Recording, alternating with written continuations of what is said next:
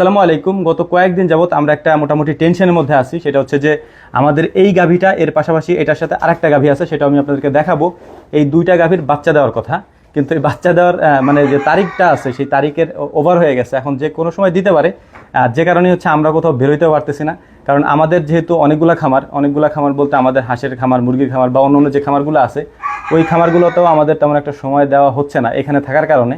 আর এটার মূল কারণ হচ্ছে এই বাচ্চাটা কখন দেয় চিন্তার একটা বিষয়, কারণ যে কোনো মুহূর্তে দিতে পারে। কয়েকটা লক্ষণ আমি আপনাদেরকে দেখাই। যেমন ধরেন, বাচ্চা দেওয়ার পূর্বে গাভীর এই যে গর্তটা আছে, এই যে মানে কোমরের এখানে যে গর্তটা থাকে, এইটা গর্ত হয়ে যায় আর কি। এই যে দেখতেই পাচ্ছেন যে এখানে এই একটা গর্ত হয়ে গেছে, পিঠের এইখান থেকে এসে এখানে একটা গর্ত হয়ে গেছে।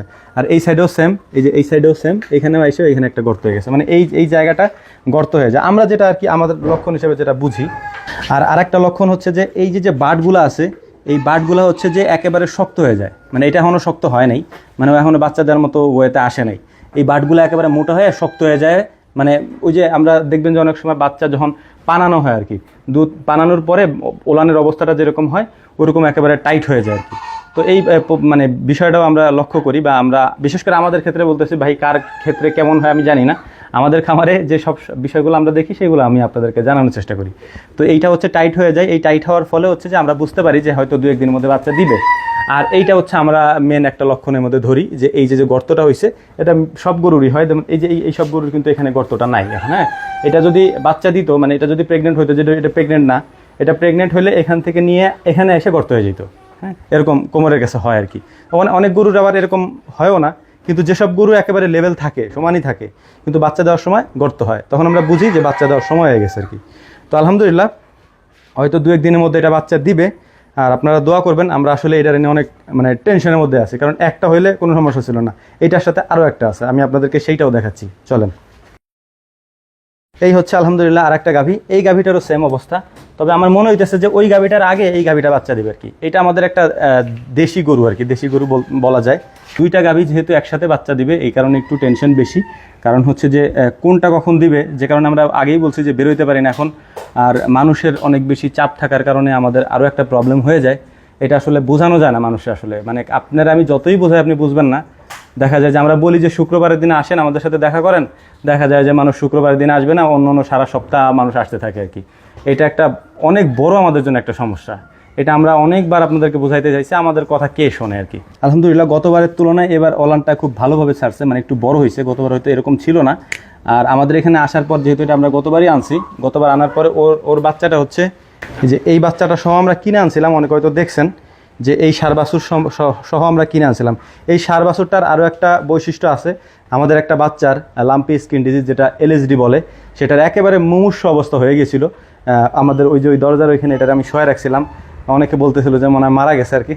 তো আলহামদুলিল্লাহ, আমাদের যে চিকিৎসা আছে লাম্পি স্কিন ডিজিজের, আমরা যেটা দিয়ে থাকি, সেই চিকিৎসাটা দেওয়ার পরে আলহামদুলিল্লাহ এই গরুটা সুস্থ হয়ে যায়। তবে কিছু দাগ এখনও আছে, এটা মিটে না এখন। এই যে কিছু দাগ এখনও আছে। ওর পুরো শরীরে এমন কোনো জায়গা নাই যেখানে হচ্ছে এটা ছিল না। এই যে কম্বলটা দেখতে পাচ্ছেন ওর, এই যে কম্বল বলে আমরা গরুর, এই কম্বলটা হচ্ছে এত বড় ফুলে হচ্ছে এরকম হয়ে গেছিলো, এতখানি হয়ে গেছিলো। মূলত এই কারণে ও শোয়া থেকে উঠতে পারতো না, এত ভারী হয়ে গেছিলো কম্বলটা আর কি। তো যাই হোক, আলহামদুলিল্লাহ এটা সুস্থ হয়ে গেছে এখন, পুরোপুরি সুস্থ। এর পাশাপাশি ওর মা হচ্ছে ওইটা আর কি, ওই একটা গাভী এখানে থাকে। আর ওই ঘরে যে গাভীটা দেখাইছি, সাদা গাভীটা, ওই সাদা গাভীটার বাচ্চা হচ্ছে এইটা। এই গরুটাকে আমরা আনছিলাম হচ্ছে দেশি গরুতে আমরা শাহিওয়ালের বীজ দিয়ে, তারপর হচ্ছে যে জাত উন্নয়ন করার জন্য। অর্থাৎ শাহিওয়ালের যে ষাঁড় বাছুরগুলো হয়, সেই ষাঁড় বাছুরগুলো বাজারে একটু ভালো রেট থাকে, এবং এটা মানে মানুষের চোখেও পড়ে বেশি। শাহিওয়ালগুলো দেখতে সুন্দর, যেটা আমি আপনাদেরকে দেখাইলাম, ওর যে একটা বাচ্চা আছে। তো আমাদের এইখানে এই বছর আর কি, মানে যতগুলা বাচ্চা হয়েছে তার মধ্যে মাত্র একটা বাচ্চা হয়েছে বকনা, আর বাকি সবগুলাই হয়েছে ষাঁড়। তো মানে এই সব গরু থেকে আমরা ষাঁড় বাচ্চাই আশা করি। আল্লাহ তালা যেটা লিখে রাখছেন ওইটাই হবে। তবে আমরা আশা করি যে আল্লাহ তালা যেন আমাদেরকে একটা ষাঁড় বাচ্চা দেন, কারণ এটাই মনে করেন যে 4-5 কেজির মতো দুধ হইতে পারে। ওই তো 4-5 কেজি দুধ হইলে ওইটা আমরা মানে দুধ দহন করি না, ওইটা বাছুরকে খাওয়াই দিই, এবং বাছুরকে খাওয়ানোর পরে বাছুর খুব ভালোভাবে একটা মানে হৃষ্টপুষ্ট হয়। আর আরেকটা বিষয় হচ্ছে যে বাছুরকে বেশি দুধ খাওয়ানো লাগে না, 3 মাস পর্যন্ত মোটামুটি বাছুরে দুধ খায়, এবং দুধের পাশাপাশি আমরা অন্য খাবারও খাওয়াই, মানে দানাদার খাবার, এর পাশে ঘাস, এগুলো আমরা খেতে দিই আর কি। তো যাই হোক, আলহামদুলিল্লাহ, তো এইটাকে আমরা মূলত আনছি এই কারণে যে এইটা থেকে আমরা যে বাছুরটা পাবো, ওই বাছুরটাকে মূলত আমরা ষাঁড় বাছুর যদি হয় তাহলে আমরা পরিপূর্ণভাবে ওকে আমরা রেডি করব মাংসের জন্য আর কি।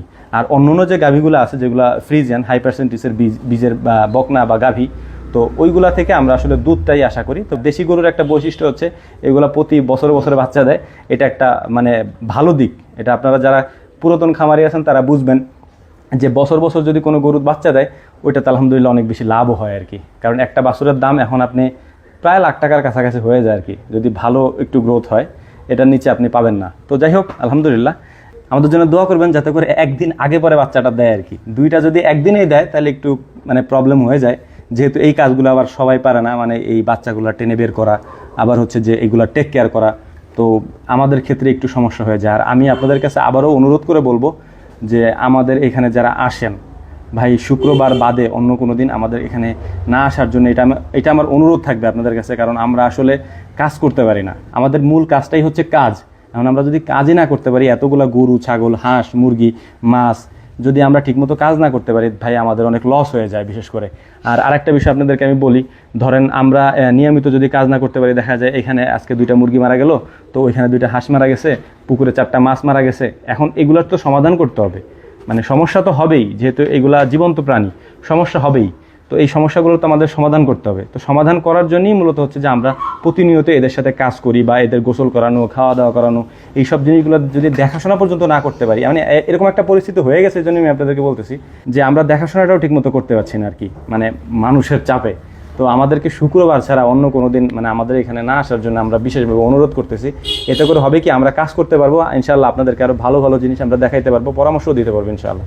তো যাই হোক, ছোটো ভাই বা ছেলে হিসেবে যদি ভুল কিছু বলে থাকি তাহলে ক্ষমা সুন্দর দৃষ্টিতে দেখবেন, আর আমাদের জন্য দোয়া করবেন। আল্লাহ তাআলা যেন আমাদের ব্যবসায় বারাকা দান করেন। আসসালামু আলাইকুম রহমতুল্লাহ।